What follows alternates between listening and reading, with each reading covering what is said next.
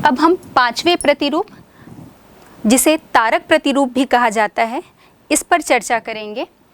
ये star like settlement भी हम इसे कहते हैं और ये तब विकसित होंगे, पहले तो ग्रामीण बस्तियों का अरी प्रतिरूप विकसित होता है, मतलब किसी एक केंद्र पर ग्रामीण क्षेत्र के चारों तरफ से, या हम ये कहें कई मार्गों से, कई मार्ग जो हैं अलग अलग दिशाओं से आकर उस केंद्र पर मिलते हैं। या ये भी हो सकता है कि उस केंद्र से अलग अलग दिशाओं की तरफ मार्ग जो है वो जाएंगे। फिर क्रमशः ये अरी प्रतिरूप जो है वो विकसित होता जाता है और उसके बाद फिर जो दूसरा उसका विकसित प्रतिरूप वो तारक प्रतिरूप के रूप में हमें नज़र आता है। मतलब वो आकृति या सेटलमेंट का वो पैटर्न जो है वो तारे की आकृति का हो जाता है, जिसे हम तारक प्रतिरूप कहते हैं। और हम भारत में बात करेंगे कि इस प्रतिरूप की ग्रामीण बस्तियां कहाँ पर सर्वाधिक मिलती हैं, तो ये हमें पंजाब, हरियाणा, बिहार, जो हमारे भारत के उत्तरी विशाल मैदान के जो राज्य हैं यहाँ पर सबसे अधिक मिलते हैं। और सर्वाधिक जो मात्रा है उसकी यदि हम बात करें तो ये आपके उत्तर प्रदेश राज्य के ऊहाना और मोहना गांव जो है वो इस स्पष्ट प्रतिरूप को जो है बताते हैं, जो तारक प्रतिरूप के रूप में विकसित हुए हैं। अब हम नेक्स्ट देखते हैं गोलाकार प्रतिरूप, या हम इसे सर्कुलर पैटर्न भी कहते हैं। ये प्रतिरूप जो है उस स्थिति में विकसित होगा जहाँ कहीं भी कोई तालाब है या कुआं है या किसी झील के चारों ओर बस्तियाँ जो हैं बस जाती हैं, या लोग अपना घर मकान वहाँ पर बनाकर निवास करने लगते हैं। और इसका एकमात्र कारण होगा, जो हमने कहा था कि बस्तियाँ वहीं पर विकसित होती हैं जहाँ पर जल की उपलब्धता होती है। तो चूँकि झील है या तालाब या कुएं की हम बात कर रहे हैं, तो वहाँ पर लोगों की जल की उपलब्धता हो रही है और जल उनके दैनिक दिनचर्या की चीज़ों के लिए आवश्यक है, सिंचाई के लिए, पीने के लिए, हर कार्य के लिए जल की आवश्यकता होती है। तो जब भी हमने कहा कि तालाब, झील या ये बावड़ी के चारों ओर लोग घर बनाकर निवास करने लगते हैं, या उसका उन बस्तियों का जो प्रतिरूप है वो चारों ओर वृत्त के आकार में गोलाकार रूप में विकसित होने लगता है, तो हम इसे गोलाकार प्रतिरूप जो है कहते हैं। अब इनकी सर्वाधिक जो संख्या है इस प्रतिरूप की वो हम देख रहे हैं पश्चिम बंगाल और उत्तर प्रदेश। इन दो राज्यों में पूरे भारत में सर्वाधिक जो है इस प्रतिरूप की ग्रामीण बस्तियां हमें देखने को मिलती हैं। अब हम बात करते हैं, नेक्स्ट है 7वें नंबर का आयताकार प्रतिरूप, या जिसे हम रेक्टेंगुलर पैटर्न के नाम से भी जानते हैं। और ये प्रतिरूप जो है तब विकसित होगा जब किसी भी ग्रामीण क्षेत्र में, या किसी भी क्षेत्र की जब हम बात कर रहे हैं, और मैं बार बार जब ग्रामीण बस्तियां कह रही हूँ तो आगे हम नगरीय बस्तियां पढ़ेंगे, तो नगरीय या ग्रामीण बस्तियों में दोनों में प्रतिरूप जो है वो हमको एक समान मिलेंगे। अंतर हम उनकी वहाँ पर मिलने वाली जो सुविधाएं हैं, चाहे वो प्रशासनिक रूप में हो, परिवहन संबंधी हो, तब उसमें अंतर आएगा। लेकिन ये प्रतिरूप जो हम ग्रामीण बस्तियों में पढ़ रहे हैं वही हमें नगरीय बस्तियों में भी देखने को मिलेगा।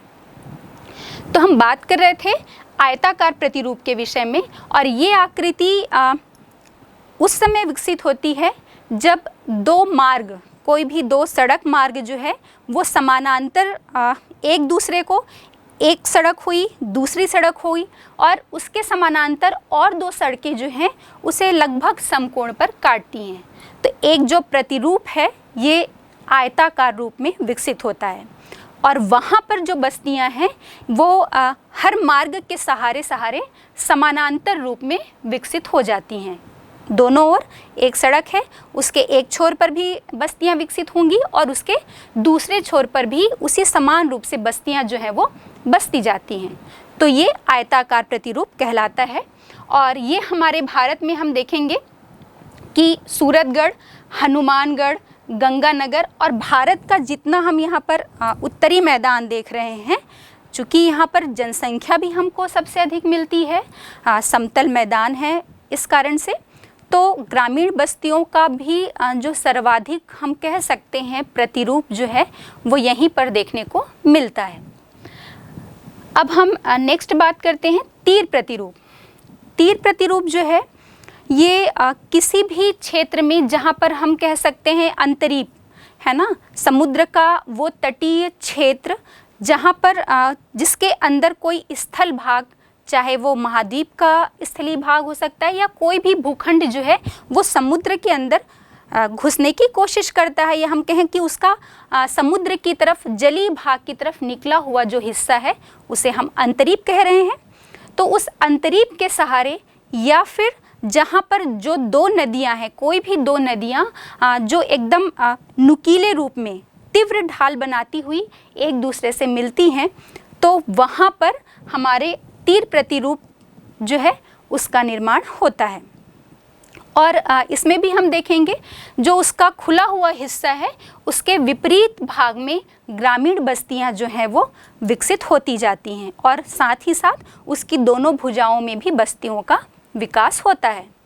अब जब हम अंतरीप कह रहे हैं तो हमारे दिमाग में सहज ही आ जाना चाहिए कि हमारे दक्षिण भारत का जो हम कुमारी अंतरीप दक्षिणतम छोर की जब हम बात कर रहे हैं तो वहाँ पर जो बस्तियाँ विकसित होंगी वो इसी प्रतिरूप में विकसित होंगी। तो ये हो गई आपकी तीर प्रतिरूप की बात। अब हम नेक्स्ट देखते हैं पंखाकार प्रतिरूप। पंखाकार प्रतिरूप का जो विकास है वो किसी भी डेल्टाई क्षेत्र में, या हम कहें डेल्टाई मैदानी भाग में, जब डेल्टाई मैदानी भाग कह रहे हैं तो ये भी हमको पता है कि नदियाँ जो है वो अपने अंतिम पड़ाव पर जब वो समुद्र से मिलने वाली होती है उसका ढाल जो है वो बहुत मंद हो जाता है और उसमें इतनी शक्ति नहीं रह जाती है कि वो अपने साथ लाए हुए अवसाद को लेकर चल पाए। तो वो जहाँ तहाँ उन अवसादों को छोड़ती हुई आगे बढ़ती है, तो जिससे पार्ट में वो अलग अलग हिस्से में विभाजित होकर नदी जो है प्रवाहित होती हुई समुद्र में मिलती है। तो उसके द्वारा जो लाए हुए अवसाद हैं वो उसके छोर पर इकट्ठे होते जाते हैं, जिससे वो भूभाग ऊपर उठ जाता है। और चूँकि अवसाद या हम ये कहें कि जलोढ़ निक्षेपित वो मैदान विकसित हो जाता है, इसलिए वो एक उपजाऊ मैदान है जो कृषि कार्य के दृष्टिकोण से, या हम ये कहें कि कोई भी उत्पादन या उपज हमें लगानी है तो ये बहुत ही उपजाऊ मिट्टी जो है, या हम ये कहें उपजाऊ भूभाग हमें उपलब्ध कराता है। तो उसके हर हम ये कहें कि उन नदियों की शाखाओं वाले हिस्से में अलग अलग शाखाओं से होकर वो विभाजित होकर समुद्र में मिलती है। तो जिस हिस्से से वो बढ़ती जाती है उन सभी भागों में बस्तियां जो हैं वो लोग अपने आवास बनाकर रहने लगते हैं और बस्तियों का विकास होता है।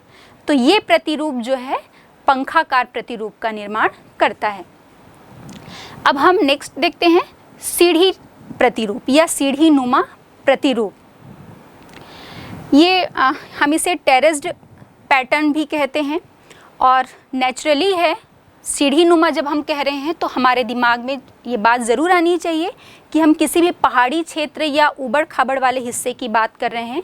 और हम सभी को पता है कि अगर हम भारत में देखें तो हमारे हिमालय जो पर्वतीय क्षेत्र हैं, चाहे हम उत्तर पूर्वी क्षेत्र की बात करें या फिर हम पश्चिमी क्षेत्र की बात करें, तो उत्तर पूर्वी राज्यों में तो हम ये देखेंगे कि चूँकि पूरा पहाड़ी क्षेत्र होने के कारण वहाँ पर समतल भूभाग का अभाव होता है, जिस कारण से लोग वहाँ पर पहाड़ियों को काटकर समतल बनाते हैं और सीढ़ी नुमा खेत बनाकर वहाँ पर वो अपनी दिनचर्या चलाते हैं।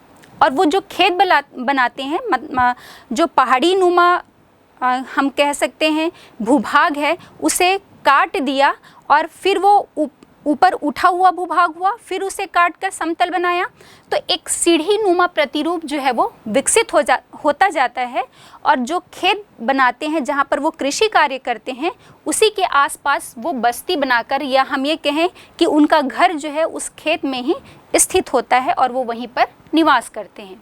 तो जब हम सीढ़ीनुमा प्रतिरूप की बात करेंगे तो हमारे दिमाग में अपने भारत का पूरा उत्तर पूर्वी राज्य या हमारे हिमालय का पूरा रेंज, वो पूरी पर्वत श्रेणी, उसका निचला हिस्सा जहाँ पर मनुष्य निवास कर सकता है, वहाँ पर हमें ये सीढ़ीनुमा प्रतिरूप देखने को मिलेगा।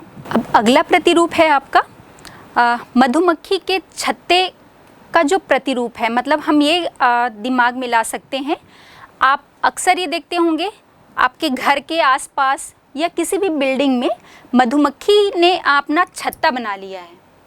तो उस प्रतिरूप की भांति या उस पैटर्न में जब बस्तियां विकसित होती हैं तो हम उसे मधुमक्खी छत्ते का प्रतिरूप जो है ग्रामीण बस्तियों का कहते हैं। अब वो कैसे विकसित होगा? वो कोई एक चीज़ होगी या तो सुरक्षात्मक दृष्टि से, मतलब लोगों को, हमने पहले भी बात की है कि लोगों में जब सुरक्षा की भावना, किसी चीज़ का डर होता है, चोरी हो गई, डकैती हो गई या किसी भी प्रकार के आतंक का जब उनके दिमाग में भय होता है तो लोग जो हैं वो एकजुट होकर रहना पसंद करते हैं। और जब वो एक साथ एक झुंड में रहते हैं तो इस प्रकार के प्रतिरूप का जो है वो विकास होता है। और हम भारत में देखेंगे तो भारत की जो टोडा जनजाति है वो उनका जो आवास है या हम ये कहें कि उनकी जो बस्तियां हैं वो इसी प्रतिरूप में विकसित हुई देखने को मिलती है हमें। और साथ ही साथ जब हम आंध्र प्रदेश में चले जाते हैं तो आंध्र प्रदेश में जो मछुआरे हैं उनकी बस्तियां भी इसी प्रतिरूप में विकसित हुई मिलती हैं। हमने अभी बार बार हम ये रिपीट कर रहे हैं कि बस्ती का जो प्रतिरूप है उसके विकसित होने के पीछे सिर्फ एकमात्र कारण होता है। एक तो जो हमने लीनियर पैटर्न की बात की थी तो वो सड़क मार्ग के सहारे या नदियों के सहारे जो है उसके दोनों छोर पर बस्तियां जब बसती जाती हैं तो वो एक लीनियर पैटर्न या रैखिक प्रतिरूप का निर्माण करती है। और जो जल है वो जीवन की मूलभूत आवश्यकता है। तो जहाँ भी जल के सोर्स मिलेंगे, जैसे हमने पश्चिमी राजस्थान की बात की थी जो उसके शुष्क और अर्धशुष्क क्षेत्र हैं, हम देखते हैं कि हमारा पूरा पश्चिमी जो राजस्थान है वो मरुस्थली क्षेत्र है, विशाल मरुस्थल है। तो वहाँ पर भूजल का, भूमिगत जल का कोई भी एक सोर्स मिलता है तो वहाँ पर हमें एकदम सघन बस्तियाँ देखने को मिलती हैं। पानी के जो एक सोर्स के सहारे लोगों को लगता है यहाँ पर जल की उपलब्धता है और लोग उसके आसपास, उसके चारों ओर ही बसना चाहते हैं या निवास करना चाहते हैं। तो या तो हम जल की उपलब्धता की बात करें या उपजाऊ मैदान या हम कहें समतल भूभाग, ये सब जो हैं वो बस्ती के प्रतिरूप को निर्धारित करते हैं या हम ये कहें कि उसका निर्माण करते हैं। उसके पीछे एकमात्र जो कारण है ये चाहे हम जो स्थलाकृतिक उच्चावच की हमने बात की थी, जो भौतिक कारक हैं, सांस्कृतिक कारक की हमने बात की थी और ऐतिहासिक कारक जिसमें सुरक्षा संबंधी जो फैक्टर्स हैं वो भी इस पर प्रभाव डालते हैं। तो हमने देखा कि ये जो प्रतिरूप थे वो आपके ग्रामीण बस्तियों के प्रतिरूप देखें और यही प्रतिरूप जो हैं वो आपको, जब हम नगरीय बस्तियों के विषय में बात करेंगे तो यही प्रतिरूप हमें नगरीय बस्तियों में भी देखने को मिलेंगे। बच्चों, अब अभी तक हमने बात की ग्रामीण बस्तियों के विषय में। अब आगे हम देखते हैं बस्तियों का जो दूसरा प्रकार है, नगरीय बस्तियाँ। अगर हम नगर या शहर कह रहे हैं तो हमारे दिमाग में तो उसकी इमेजिनेशन में ऐसे ही आ जाता है कि नगर, हम किसी भी नगर में जा रहे हैं तो हमें कौन कौन सा स्ट्रक्चर या कैसी संरचना वहाँ पर देखने को मिलेगी। वहाँ पर चौड़ी चौड़ी पक्की सड़कें हमको देखने को मिलेंगी।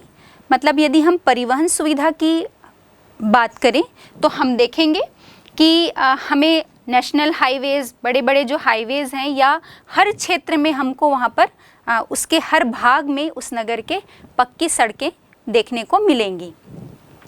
साथ ही साथ हम देखेंगे कि मनोरंजन के साधन के रूप में, चाहे वो गार्डन हो, मंदिर हो, सांस्कृतिक संरचना की बात करें, मंदिर, मस्जिद, है ना, प्रशासनिक इकाई भी हमें किसी भी नगरीय क्षेत्र में ही देखने को मिलेगी। चाहे हम आयकर ऑफिस की बात कर लें, कोई न्यायालय की बात कर लें या किसी पुलिस थाने की बात कर लें, तो कोई भी प्रशासनिक जो इकाई है या ऑफिसेस जो हैं वो हमें उन नगरीय क्षेत्रों में ही देखने को मिलेंगे। हमें ग्रामीण क्षेत्रों में ये संरचना देखने को नहीं मिल रही थी। हाँ, यदि हम शहर में चले जाएं तो बहुत ज़्यादा भीड़ भाड़, चाहे वो गाड़ियों की हो या हम लोगों की बात करें, तो भीड़ वहाँ पर हमें बहुत ज़्यादा देखने को मिलती है। बहुत बहुमंजिला इमारतें, क्योंकि वहाँ पर जगह का अभाव होता है और जनसंख्या जो है वो अधिक होती है, जिसके कारण हमें नगरों में भीड़ भाड़ भी जो है वो बहुत अधिक देखने को मिलती है। और साथ ही हम देखेंगे जहाँ ग्रामीण जनसंख्या जो है वो अधिकतर प्राथमिक व्यवसाय में लगी हुई थी, लेकिन हम नगरीय जनसंख्या की जब बात करते हैं तो हम देखेंगे वहाँ पर लोग जो हैं वो द्वितीयक और तृतीयक व्यवसाय में, या प्राथमिक व्यवसाय को छोड़कर मैं कहूँ कि द्वितीयक, तृतीयक या चतुर्थक व्यवसाय में अधिकतर जो है संलग्न होती है, चाहे वो व्यापार से संबंधित हो, वाणिज्य से संबंधित हो या सेवा से संबंधित हो। तो ये सारी चीज़ें हमें जो है नगरीय संरचना में देखने को मिलती है। हाँ, एक बात मैं आपको और बताना चाहूँगी कि जब हम ग्रामीण बस्तियों की बात करें या नगरीय बस्तियों की, तो दोनों में ही हमें एक क्रियात्मक संबंध जो है वो देखने को मिलता है। दोनों एक दूसरे से अलग नहीं हैं। दोनों का विकास जो है वो एक दूसरे के संबंध पर डिपेंड करता है। वो कैसे? जैसे हम देख रहे हैं कि आपके शहर में या नगर में सब्जी आ रही है, दूध आ रहा है ना? तो कच्चे माल जो हैं वो आपके उस नगर के आसपास के क्षेत्रों से आते हैं, या हम ये कहें कि मंगाए जाते हैं या आयात किए जाते हैं। और यदि उस नगर में कोई हम ये कहें कि बड़ी बड़ी बिल्डिंगें खड़ी हुई हैं या बड़े कारखाने हैं, कोई बड़ा उद्योग स्थापित हुआ है, तो ऐसा नहीं है कि उससे जो कच्चा माल है जिस पर वो उद्योग निर्धारित है, वो सभी चीज़ें उस नगर में ही उत्पादित होती होंगी। वो सब आपको कहाँ से आएंगी? उसके आसपास के किसी न किसी क्षेत्र से। वो नगर पर ही हर चीज़ जो है वो उत्पादन नहीं किया जाता है। तो जो कच्चा माल है वो आसपास के उस ग्रामीण क्षेत्र से आयात किया जाता है, और उस नगर में जो तैयार माल है वो वहाँ के आसपास के ग्रामीण क्षेत्रों को निर्यात किया जाता है। तो हम ये कहें कि कच्चे माल का आयात किया जा रहा है। और अगर हम वस्तुओं और सेवाओं की बात करेंगे तो ये जो है वो हमको नगरों में उपलब्ध कराई जा रही हैं।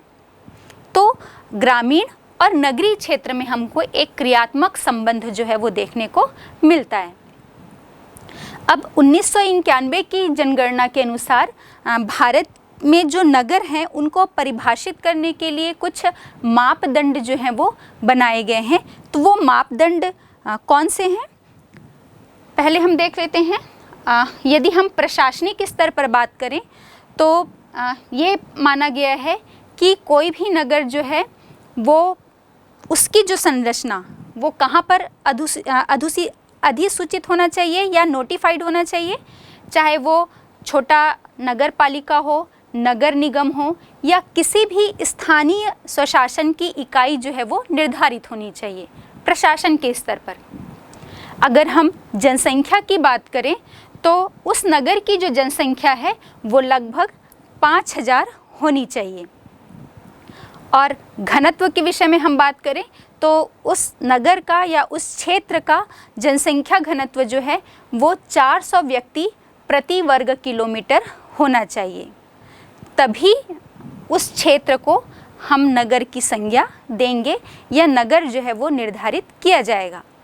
और सबसे महत्वपूर्ण बात ये है कि वहाँ की लगभग 75% जो पुरुष जनसंख्या कहें या फिर जनसंख्या जो है 75% वो आपके द्वितीयक, तृतीयक या चतुर्थक व्यवसाय में संलग्न होनी चाहिए, तभी हम उस क्षेत्र को नगर की संज्ञा जो है वो प्रदान करेंगे। अब नगर बनने के लिए क्या क्या मापदंड होने चाहिए, इनकी बात हमने कर ली। अब नगर का विकास कब से हुआ है, इस पर जब हम चर्चा करते हैं तो हम देखेंगे कि हम प्राचीन इतिहास पर नज़र डालें तो नगर का जो विकास है वो प्राचीन समय से ही, लगभग प्रागैतिहासिक काल की हम बात करें तब से नगरों का विकास जो है वो हो रहा है। मतलब लगभग 2000 से 3000 ईसा पूर्व की हम बात करें तो तब से नगरीकरण की जो प्रक्रिया है वो चल रही है। और इसके प्रमाण कैसे मिलते हैं कि ये साक्ष्य क्या है कि नगरीकरण की जो प्रक्रिया है वो आपके प्रागैतिहासिक काल से शुरू हो चुकी है। वो हमें इतिहास में, या हम ये कहें कि जो वर्तमान समय में जो मोहनजोदड़ो या हड़प्पा की खुदाई से जो प्रमाण या साक्ष्य प्राप्त हुए हैं उनसे ये पता चलता है कि नगरीकरण की प्रक्रिया तब से ही शुरू हो चुकी है। मतलब हड़प्पा या मोहनजोदड़ो भी उस समय पर एक नगर के रूप में विकसित थे। अब हम भारतीय नगरों और जब उसके उद्भव, उत्पत्ति या इतिहास की बात करते हैं तो हम उन्हें 3 वर्ग में रखते हैं। प्राचीन समय से लेकर वर्तमान समय तक की जब हम बात करते हैं तो प्राचीन काल के नगर, दूसरा मध्यकालीन नगर और तीसरे नंबर पर आधुनिक काल के जो नगर हैं, इस विषय पर हम चर्चा करते हैं। तो जब हम भारत के प्राचीन काल के नगरों के विषय में चर्चा करेंगे तो हम देखते हैं कि हमारे भारत में जब से आर्यों का आगमन हुआ है तब से, या हम ये कहें कि आर्यों के आगमन के साथ साथ ही सिंधु घाटी सभ्यता जो है वो विकसित होती गई, या हम ये कहें कि सिंधु घाटी या सिंधु नदी के किनारे किनारे जो है वो आपके कुरुक्षेत्र हैं, पाटलिपुत्र हैं, और ये सब जो नगर हैं वो धार्मिक कारणों से, धर्म के प्रभाव से, प्रशासन के दृष्टिकोण से या सुरक्षात्मक कारणों से जो है वो इन नगरों का विकास होता गया। फिर हम समय के साथ साथ जब आगे बढ़ते जाते हैं तो हम ये देखेंगे कि जैसे ही भारत में मौर्यकालीन जो शासन स्थापित हुआ, या मौर्य काल के समय में जो धर्म का प्रचार प्रसार है वो बहुत जोर शोर से किया जाने लगा, और धर्म के प्रचार के लिए नगरों में जो है वो अलग अलग मठ बनवाए गए, जिसमें हम देखेंगे कि नगरों की जो संरचना है उसमें बहुत ज़्यादा परिवर्तन आ गया। और इस दृष्टिकोण से हम जो प्रमुख नगर हैं उनकी बात करेंगे तो आपका नालंदा है, मेरठ है, सारनाथ है ना, या सांची और वैशाली नगर की जब हम बात कर रहे हैं तो ये सारे नगर जो हैं वो मौर्यकालीन शासन के दौरान जो है विकसित हो गए। उसके बाद फिर समय में परिवर्तन आया, या हम ये कहें कि समय जैसे ही आगे बढ़ा और गुप्त काल की जब हम बात करते हैं, या हम ये कहें कि जब हमारे भारत में गुप्तकालीन शासकों का प्रभुत्व आया तो उस समय पे जो नालंदा था वो पूरे अंतर्राष्ट्रीय स्तर पर शिक्षा का एक महत्वपूर्ण केंद्र जो है वो बन गया। तो ये हो गई बात आपके भारत के प्राचीन नगरों की। अब हम आते हैं मध्यकालीन नगरों पे। तो भारत में जो मध्यकालीन नगर हैं उनका विकास हर्षवर्धन जो थे, राजा जो थे, उनकी मृत्यु के पश्चात लगभग 647 ईसा पूर्व से मध्यकालीन नगरों का इतिहास जो है वो शुरू हो जाता है। जैसे ही हर्षवर्धन की मृत्यु हुई तो उसके बाद भारत में जो राजपूत थे उनका शासन आ गया और वहाँ पर राजपूताना शासन किया जाने लगा। और उस समय पे जो है वो चोरी और डकैती ये जो थे उनका बहुत ज़्यादा बोलबाला था, या लोगों में इसका भय और आतंक रहता था। तो वहाँ पर हम ये कहें कि राजपूताना नगर जो है मध्यकालीन जो इतिहास हम देखेंगे तो उस समय पे राजपूतानाओं के द्वारा नगरों का विकास किया गया। और ये प्रमुख रूप से हम देखते हैं कि आपके उत्तर प्रदेश, पंजाब, हरियाणा या राजस्थान की हम बात करें तो इनमें जो प्रमुख नगर जो थे वो आपके चित्तौड़गढ़, उदयपुर, जोधपुर, रणथंभौर की हम बात करते हैं, या हम मध्य प्रदेश राज्य में देखें तो ग्वालियर जो है वो इसी प्रकार का नगर था। ओडिशा का जो कटक है वो भी उसी समय या इसी मध्यकालीन नगर का जो है बना हुआ है। तो ये हो गई आपकी बात मध्यकालीन नगरों की।